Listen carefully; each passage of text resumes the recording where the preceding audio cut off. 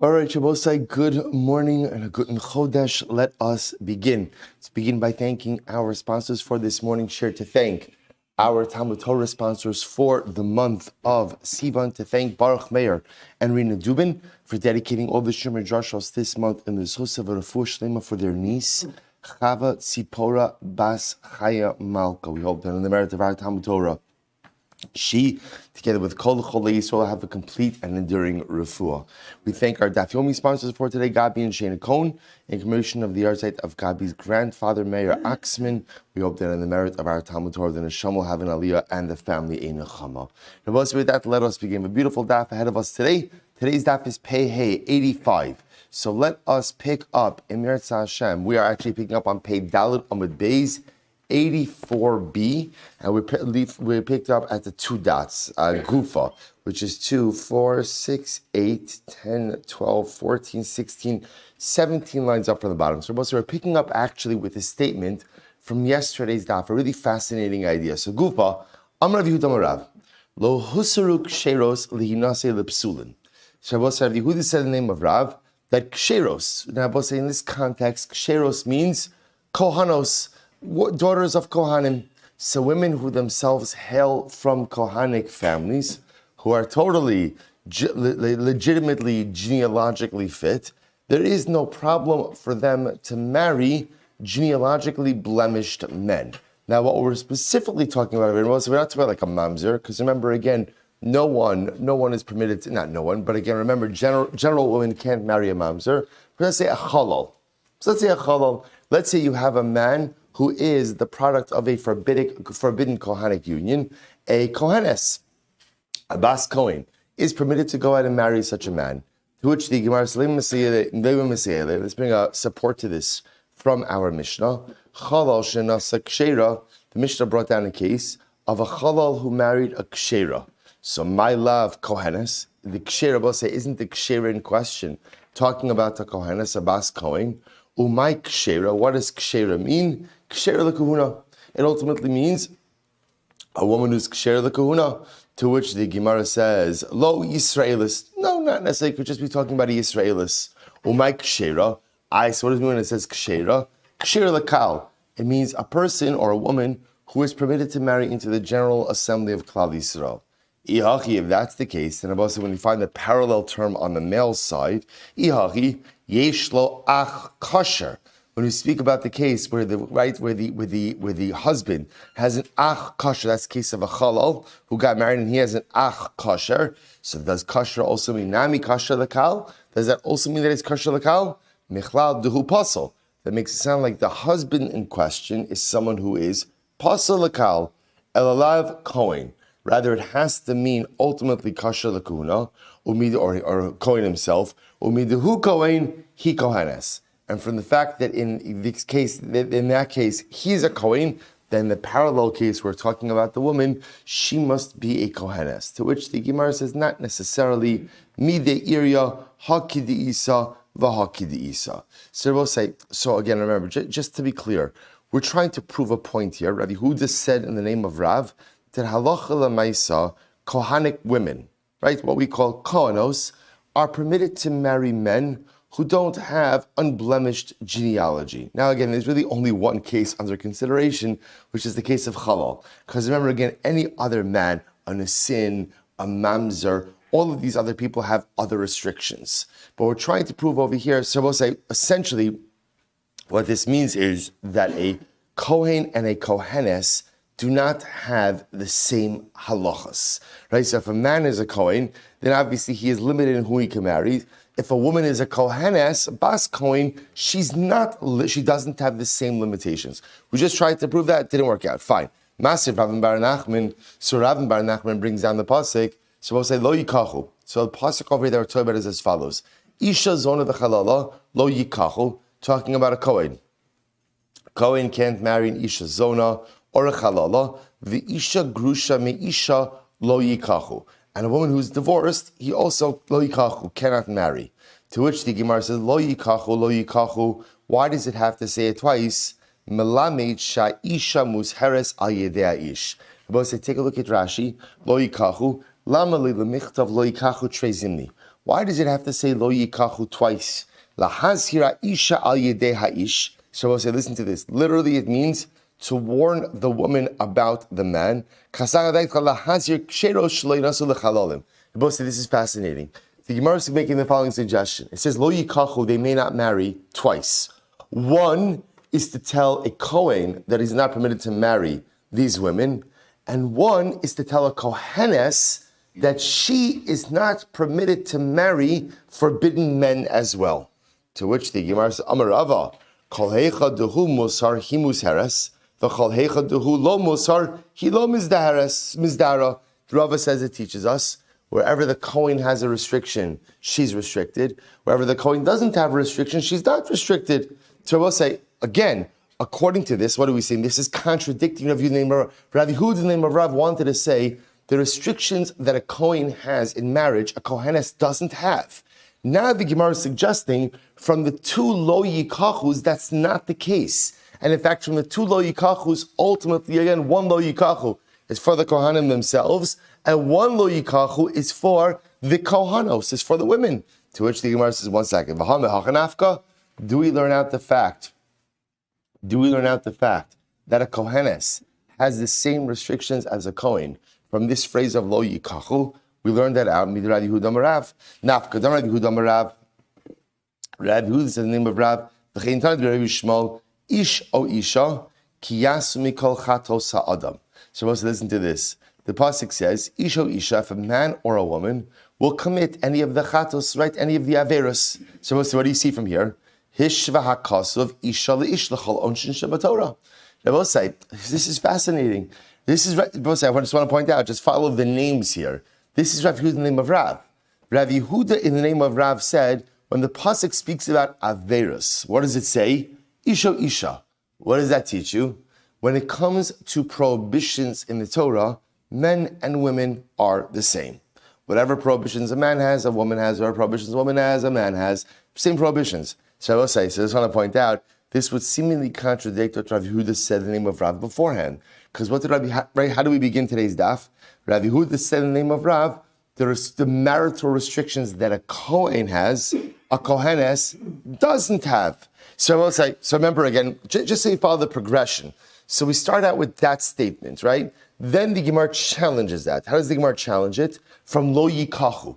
It says lo yikachu twice. And what do we want to do with lo yikachu twice? One, to teach me who Kohanim can't marry, and also to apply the fact that women also, whoever a Kohen can't marry, a Kohenes can't marry. To which the Gemara says, I don't need that limud. I have another limud. Rav Yehuda name of Rav says, Isha kiyasmi kol chatos ha'adam. Men and women are equal with averus. To which the Gemara says, no, that's not a good raya. I'll tell you why. Imeahi hava amina lav hashava bakol.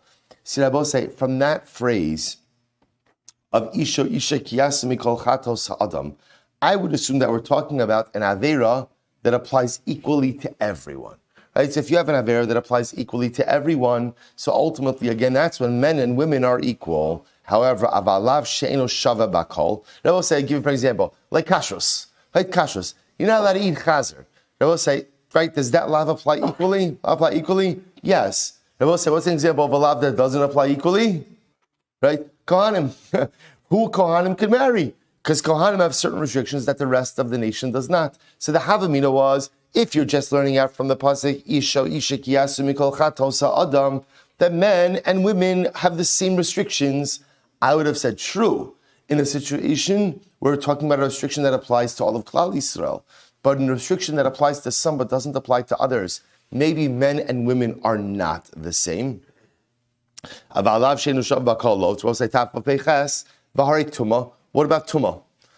Tuma? The she'ein shava bakol.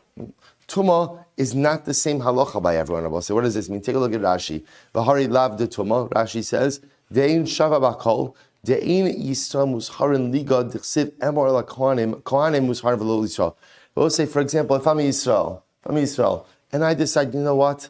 I've got a couple of hours free today. I'm going to go become tamei. Right? I'm just going to roll around in a Beis HaKvaros, right? I will say, so the truth is, that's my business. Strange, but that's my business. Right? There's no problem for me as a Yisrael to become Tameh. A Kohen has a biblical prohibition against actively becoming Tameh. So we'll say Tumah is a good example. Tumah is a lav that's not Shava Bakol. It doesn't apply to everyone equally. And I will say, interestingly enough, at the time of the Kasav Rahmana, and I will say, now remember, so based on what, let's just follow the progression. Based on what we just said, I would have thought that the pasuk of Ish o Isha Kiyasimi Kol Chato Sa'adam tells me that a lav, that a Shava Bakol, a lav that applies equally to men, a lav that applies to everyone would also be applied equally to men and to women. But a lav that doesn't apply to everyone is not automatically applied to women. So I will say Tumah is a good example. Tumah is a lav that doesn't equally apply to everyone. Right? The Yisraelim have one set of halachas, Kohanim have a different set of halachas. And yet, what does the Torah say? For time of the Kasav Rachmana B'nei Aaron. Yet I will say, when it comes to the halachos of Tumah, the Torah says B'nei Aaron. And what do we learn from that? V'lo B'nos Aaron. So you need a pasuk to exclude women. Right? You need a pasuk to teach you that halacha l'maisa, women are not subject to the same halachos of Tumah. Now, Abosai, what do you see from this? Halav hachi, were it not for the fact that the pasuk excluded women, hava amina nashim chayavos. I would have thought ultimately that women are subject to the halachos of Tumah. Then Abosai, at the end of the day, see that without an explicit exception, I would have included women, even though it's not a lav hashave bakol. My time, why is that so? Lav mishum Rav Yehuda Marav. Abosai, that must be because of Rav Yehuda, the name of Rav, namely that halacha l'maisa. I would have included lo the gamrinan milo yikachu. So we're saying no. I would have learned it out from the pasuk of lo yikachu, the two lo yikachus that teaches me that when it comes to the halachos of kahuna, women are equally subject. To which the Gemara says, Ike da amri kicha itzrichale. Others say that the kicha leikachu is necessary. Why? Sachadai chamina ligmar mituma. I would have thought otherwise to learn it out from Tumah. Kamashmal know that we don't equate the women to the men when it comes to the kahuna. So I will say, so again, that stops this discussion over here. So I will say, bottom line, we're not finished yet, but let's just talk about what we have up until this point in time. We have a statement of Rav Yehuda in the name of Rav, which tells me that what? That lo husaru ksheros li nasi lepsulin. Kohanos, right? Bas Kohanim, women from Kohanic families, do not have a restriction as to who they can marry, which again really only applies to one person in particular, a halal. Whereas a Kohen cannot marry a halala, a Kohenes can marry a halal. That's Rav Yehuda's in the name of Rav. The Gemara challenged that. I will say, in the course of that challenge, a couple of other very interesting halachos come up. Namely, that halacha l'maisa, Rav Yehuda also says the name of Rav, Isha kiyasu mikol chato sa'adam, teaches me that in the realm of Isser, men and women are the same. So whatever is usher to a man is usher to a woman. But we qualify that to say that only applies with a lav hashave bakol, a lav that applies to everyone equally. But you can't necessarily apply that logic to our conversation. We're talking about a lav that is not applied equally across the population. Good, let's go weiter. Rav Papa, Rav Huna Breid, Rav Yoshua, iklo lehinsibu. Listen to this. So Rav Papa and Rav Huna Breid, Rav Yoshua went to Hinsibu, it's the name of a place, which happened to be La Asra de Rav Idi Bar Avin. Ultimately, again, which was the city of Rav Idi Bar Avin. So now they asked Rav Idi Bar Avin an amazing kasha. Hosaru ksheros lihinasi lepsulin olo. So they asked him the shaila: is a kohenes, right? Who is a kohenes? Who is a kshera? Is she permitted to go ahead and marry apostle or not? So they asked the shaila. Amar lu Rav Papa. So Rav Papa said, Tinisua. Ultimately, again, we learn this. So the Tinisua asari yuchsun alumi bavel. That's a very interesting brayso. Asari yuchsun alumi bavel. I both said there are 10 genealogical classes which came up from Bavel. Then I both say this is a reference to Ezra. right? This is when the Jews were returning back with Ezra from Babel. 10 genealogical classes. Who are they? Listen to this. This is just so fascinating. Kohanim, Leviim, Yisraelim. Okay, those we know. Chalalim. So also remember again, a chalal is the product of a forbidden Kohanic union. Gerim, converts. Charurim. Now I will say Charurim are Avadim Kinanim who are emancipated. Right? Now remember again, they're also Gerim, but they're like another subset of Gerim. Mamzerim, okay. Nesinim, who we've spoken about. Shtuki. You also remember again, who's the Shtuki?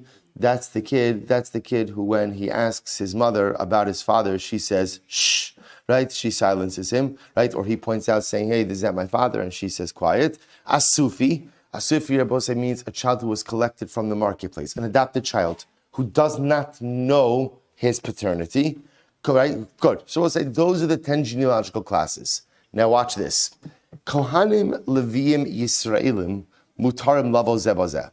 So we'll say when it comes to Kohanim, Leviim, Yisraelim, they're permitted to intermarry. Right? No problem there. Leviim, Yisraelim, Chalalim, Gerim, Charurim, Mutarim, Lavo, Zebazeh. Rabbi say similarly again, Leviim, Yisraelim, Chalalim, Gerim, Charurim. Again, Rabbi say Charurim are just emancipated slaves. They're Gerim. They're Gerim. Those classes, those groups, I shouldn't say classes, those groups are permitted to marry into each other as well. Geire, Charure, Umamziri, Nesini, Shtuki, Vasufi, Mutarim, Lavo, Zebazeh. And about say, Mamzer, Nesin, Shtuki, Asufi, they're permitted to marry, these groups are permitted to marry. Shabbos say, now what do you see from here? V'ilu, Kohanos, Lechala, Lo Katani. Shabbos say, what doesn't it say in this group? It doesn't say that a Kohanes is permitted to marry a Chalal. So it's pretty explicit that a Kohanes, a Bas Kohen, right, a Kshera, is not permitted to marry a Chalal. To which the Gemara says, no, it's not a good raya. I'll tell you why. I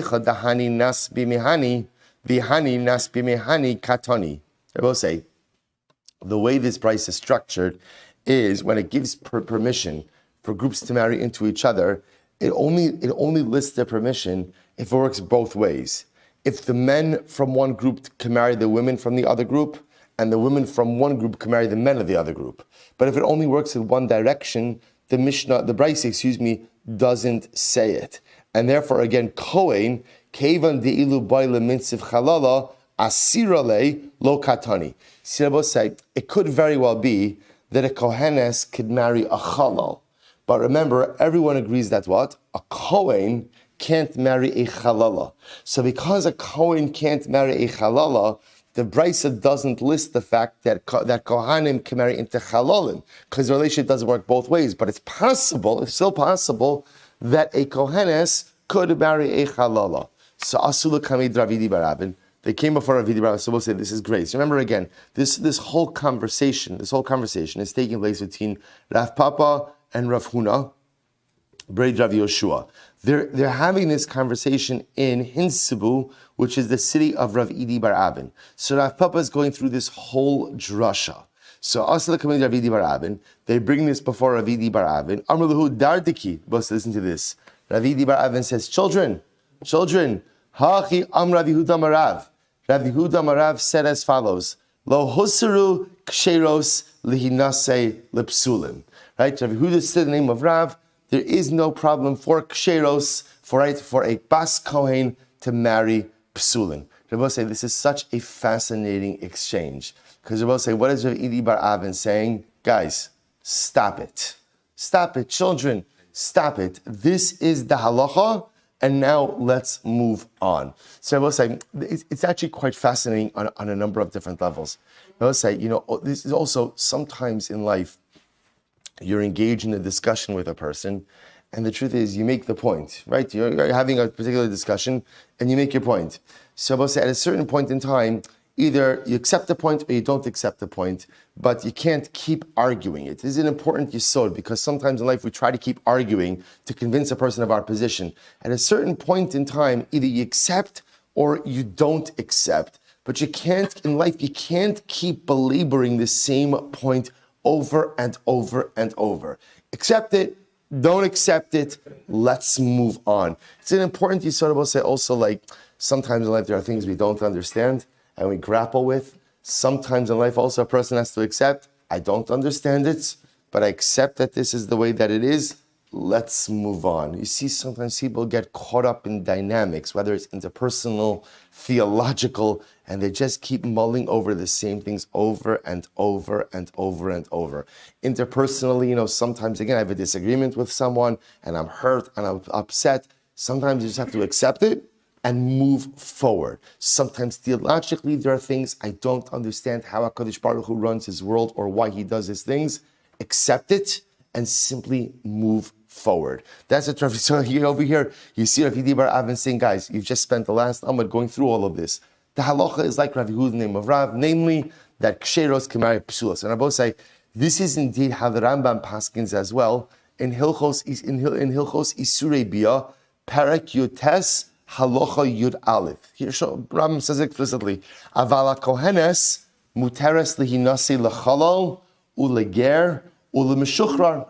A Kohenes is permitted to marry a Chalal, a Ger, or an emancipated Evet Kanani. Why? Shelo Husru Ksheros Lihinasi Lepsulin. Because again, Ksheros, right, Kohanos are not prohibited to marry Psulin Shnei Amar, Bnei Aaron, Velo Benos Aaron. Because when it comes to marital restrictions, it's dafka stated as Bnei Aaron and not Benos Aaron. So I will say, quite amazing. Quite amazing. So that's how you pass halacha l'maisa. So whereas a Kohen has all of these marital restrictions, a Kohenes has none of them. Good. Halacha l'maisa. Let's go. Shnios midivrei sofrim. So most remember again, this is a fascinating, riveting sugya. And also we were bothered from this already in yesterday's daf. Remember again, what did we see in yesterday's daf?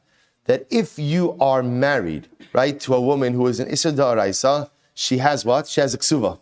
She has a ksuva. Yet if you're married to a Sheni, rabbinic erva, what?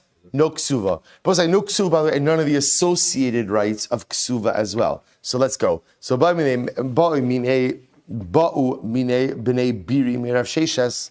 So b'nei biri asks from Rav Sheshes as follows: Shnia lebal v'lo shnia liyavam. So we'll say if you have a situation of a woman who is a shnia rabbinic erva to the baal, but not a rabbinic erva to the yavam. So I'll say the Mishnah paskin, so she doesn't have a ksuva. She doesn't have a ksuva from her husband.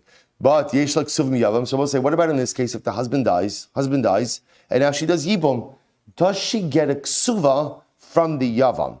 But remember we had this sugya before.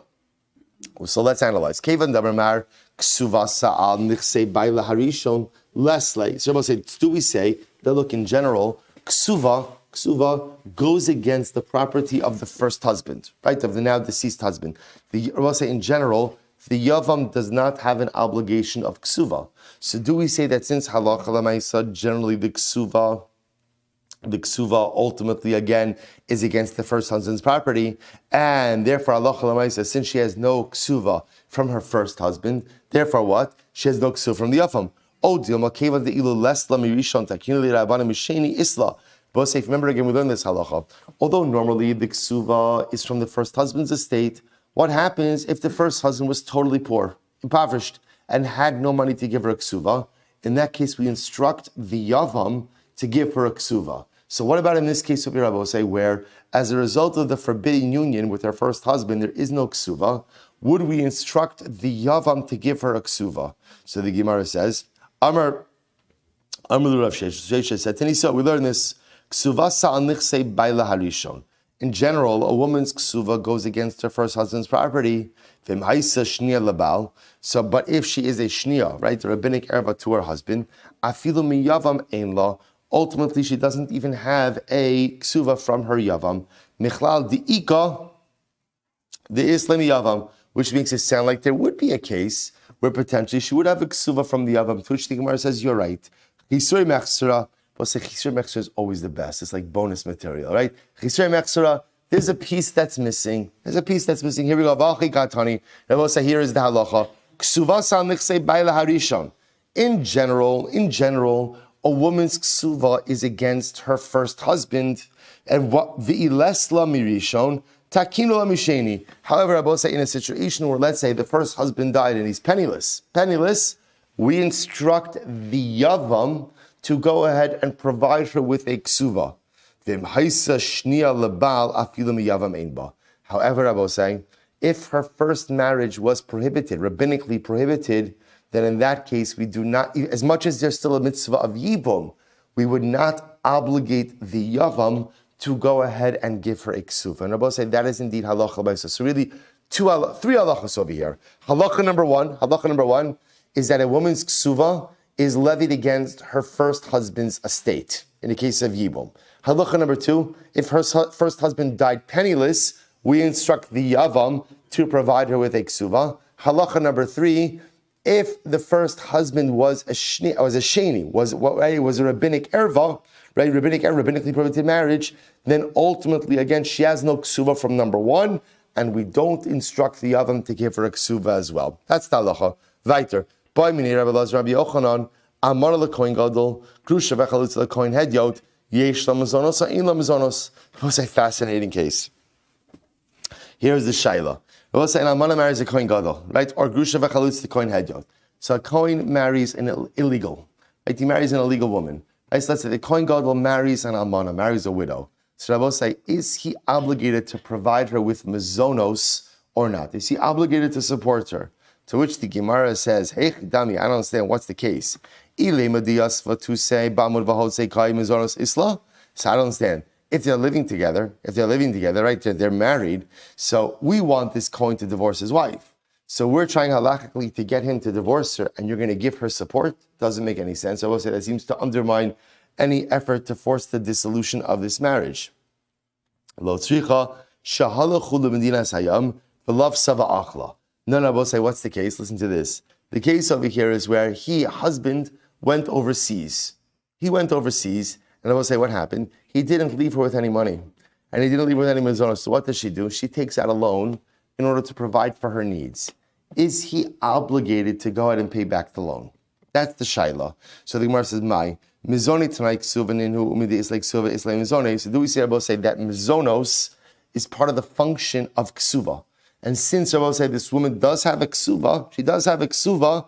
Ultimately, again, therefore, he'd be obligated to pay back the loan. So the Gemara says, "Isla mizone o dilma ksuva dil mishkal meifik isla mizone dilma te'akev gabe lesla."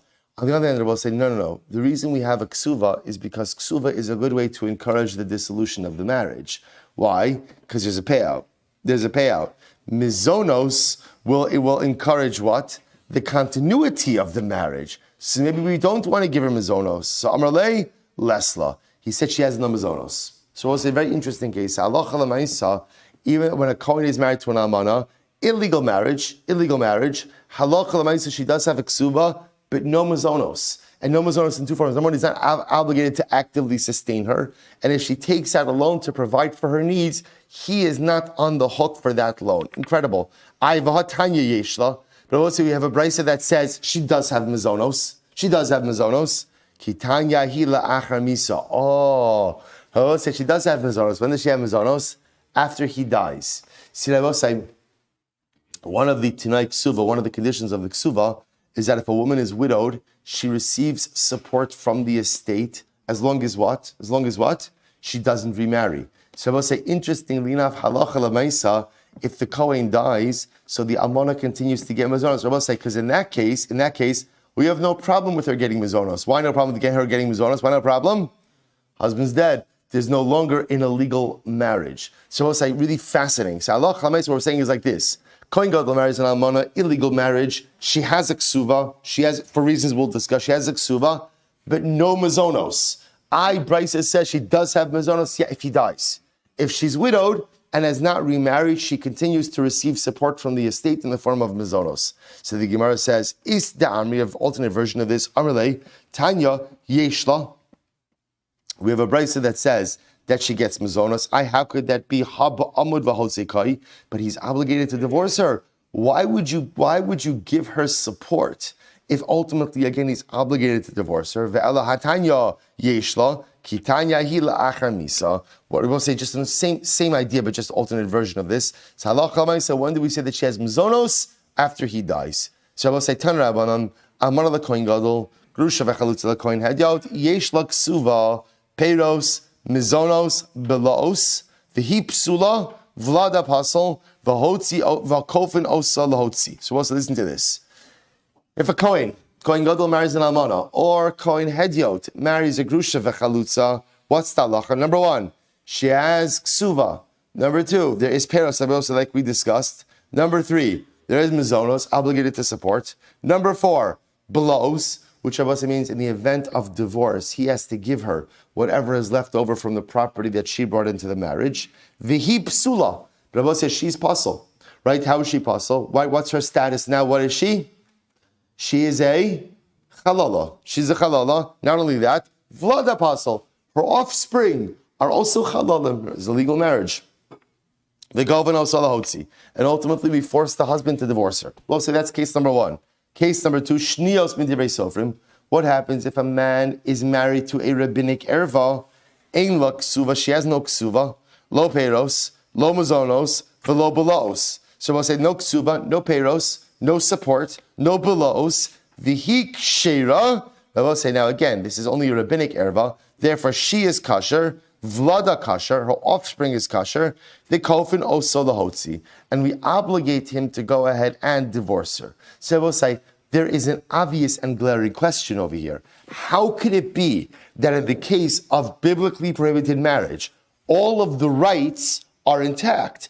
There's ksuva, there's peros, there's mizonos, there's belos, and yet in rabbinic marriage, no ksuva, no mazonos, or no ksuva, no peros, no mazonos, no belos. What's going on over here? Here we go. I will say, what we're really focused on is ksuva, because really everything else stems from ksuva. So let's narrow this down a little bit. If you are in a biblically prohibited marriage, you are a kohen gadol, you marry an almana, you are obligated to give your wife a ksuva, and all the ksuva rights are still there. Conversely, if you're married to a rabbinic erva, no ksuva. What's the pshat? Mipnei ma amru. Rabbi Shimon says, we're going to see a number of opinions. Rabbi Shimon says, Mipnei ma amru amar la kohen gadol yesh la ksuva. Why is it that an almana married to a kohen gadol gets a ksuva? Mipnei shehu pasal v'hi psula. But listen to this, because in that case, where a kohen gadol is married to an almana, what's the impact of the marriage? It's felt on both of them. Because remember again, she's psula. Why is she a psula? What is she? She's a chalala. What about him? What about the kohen gadol? He's also pasul. As long as he's married to this woman, he is pasul. He can't do anything. The chomakom shehu pasul v'hi psula. And about in any situation where they're both pasul, Amadeus kansu oso ksuva.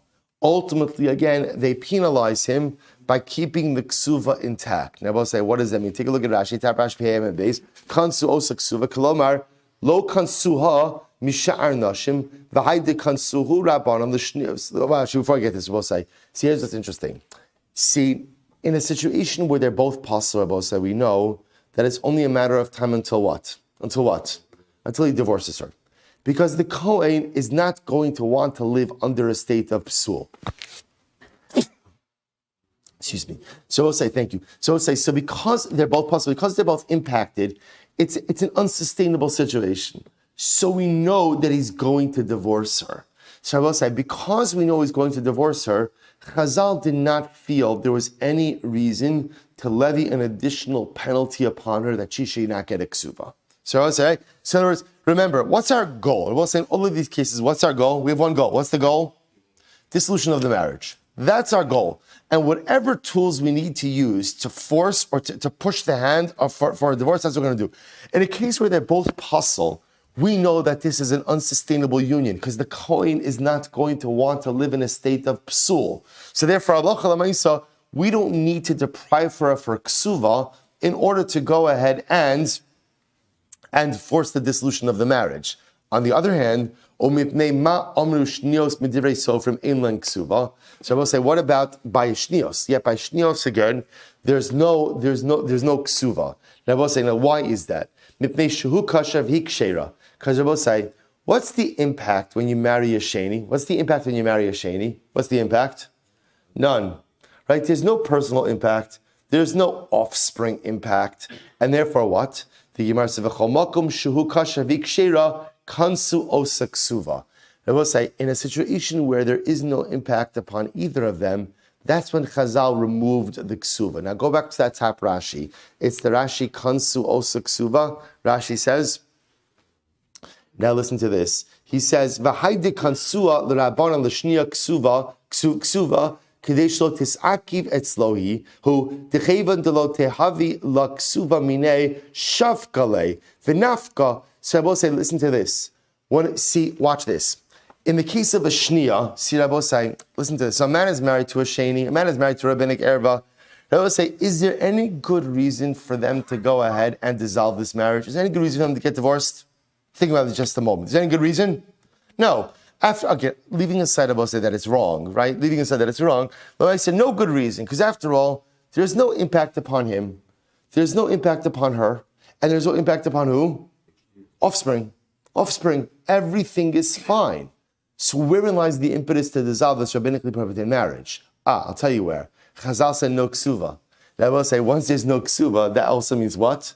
No ksuva associated rights. So no ksuva, no peros, no mizonos, no belos. If that's the case, the woman is not going to want to stay in a marriage like this. So I will say, it's not like we're trying to single-handedly penalize the woman. It's that this is the only way to force the divorce if essentially she has no financial rights. And really he has no financial rights in her stuff either.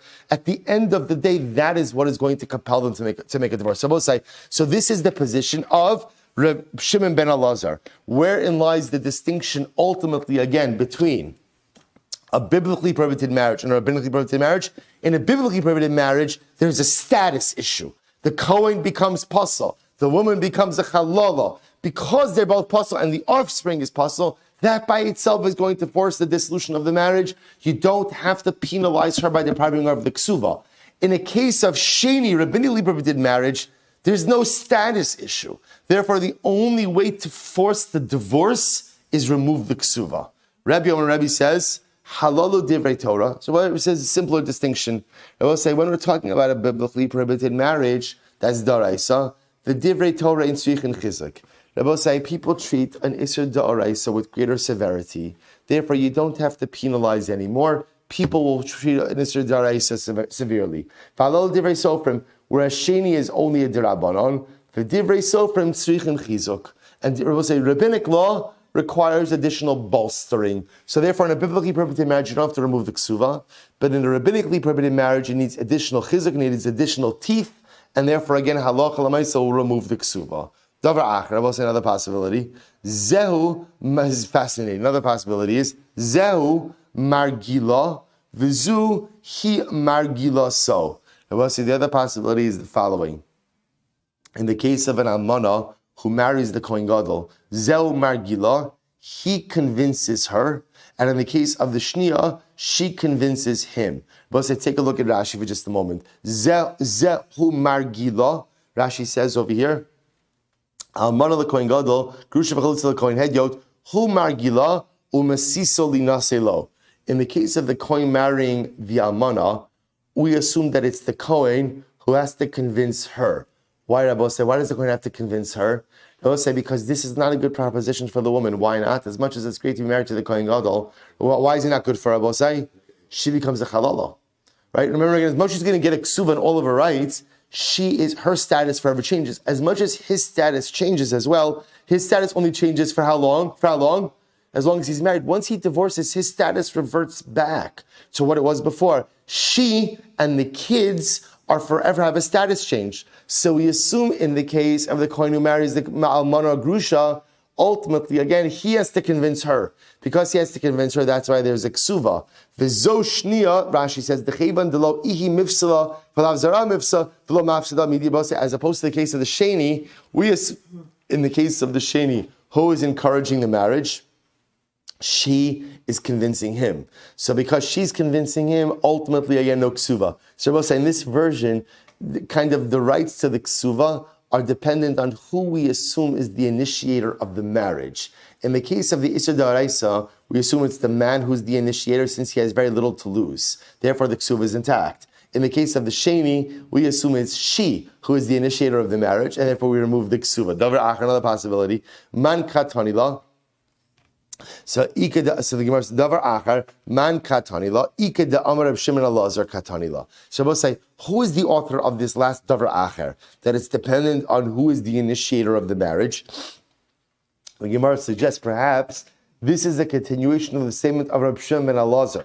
Umat ham kamar. So we're going back. Remember again. Reb Shimon ben Elazar said as follows: Matam amru hu pasal v'hi psula kansu osak suva. Why is it that in the case of ultimately again he's pasal, she's psula, they took away the ksuva? In the case of sheni, mipnei shehu margila. Ultimately again, because he initiates. So the Gemara says, in other words, in the case, where it's an Isser Da'araisa, why is it that we force him to give her a ksuva? Because we assume that he is the initiator. Umatam hu kasher v'hikshera kansu osa ksuva. And in the case of where they're both ksherim, i.e. a sheni, ultimately again, why do we deprive her of the ksuva? Mipnei shehi margila so. So I'll say because she is the initiator. So we're linking this back with Reb Shimon ben Elazar. So remember again, Reb Shimon ben Elazar was the opinion who said that halacha l'maisa, well, the first opinion. So we're linking the davar acher with Reb Shimon ben Elazar. Se'ikid da amra, I'll say an alternate version of this,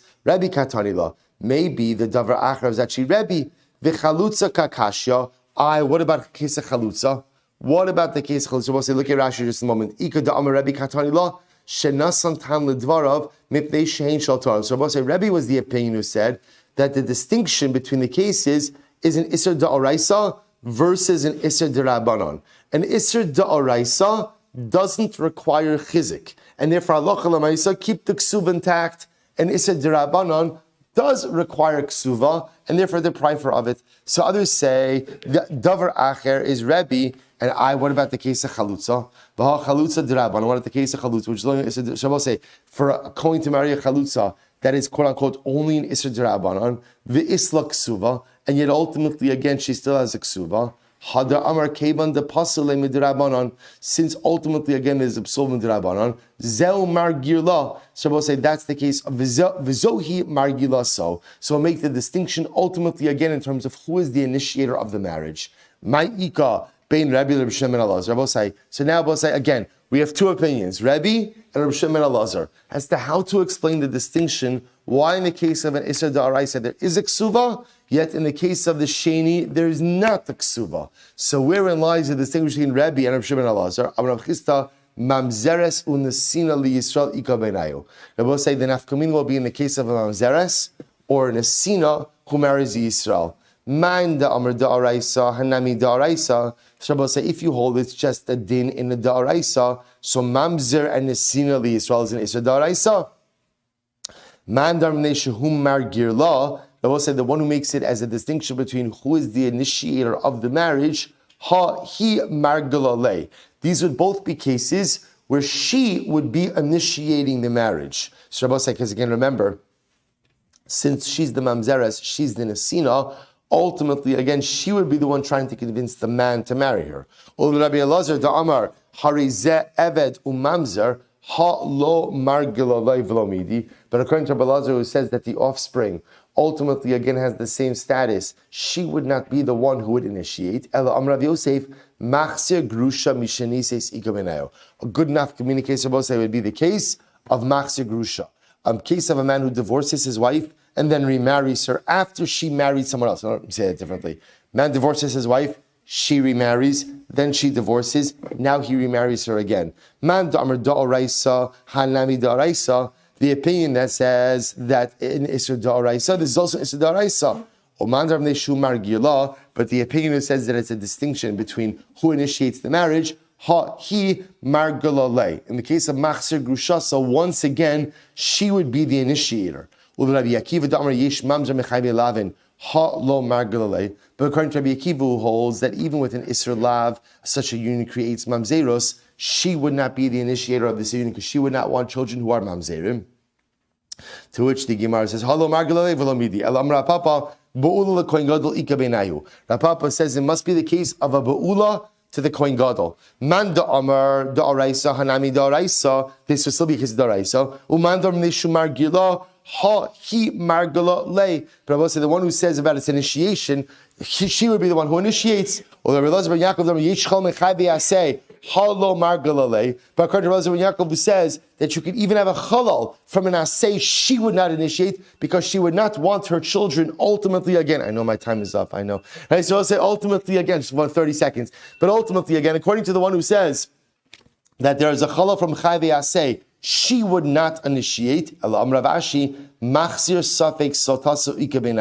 one who says, well, listen to this. Machzir Safek. You know what? We'll say, I'm trying to get to. We'll have to stop. We'll stop over here. We'll say, so just to understand where we're stopping. Where we're stopping over here, we'll say is we're focused on a single question, which is halacha l'maisa. Right? Why is it that in the case of a sheni there is no ksuva, yet in the case of a daraisa there is a ksuva? We have two opinions. We have Rav Shimon ben Elazar. Rav Shimon ben Elazar essentially says that halacha l'maisa, what we want is dissolution of the marriage. So in the case, ultimately, again, of an Isser Daraisa, I don't need to deprive her of the ksuva to go ahead and force the dissolution of the marriage. Why? Because halakha l'maisa, there's a status issue. In the case of a derabanan, because there's no status issue, I need to deprive her of the ksuva in order to force the divorce. Rebbe says it's simpler. It's simpler. And again, I will say in Rav Shimon ben Elazar, there's also again this idea, we look at who initiates the marriage. Whoever initiates, that's where we penalize. Rebbe says it's simpler. In a doraisa, people treat doraisa with severity. You don't need an extra layer of chumrah. In a derabanan, people don't treat it with severity. You need an extra layer of chumrah, i.e. deprive her of the ksuva. Rabbi will say we'll finish the sugya and do the halacha l'maisa tomorrow. Shkoyach.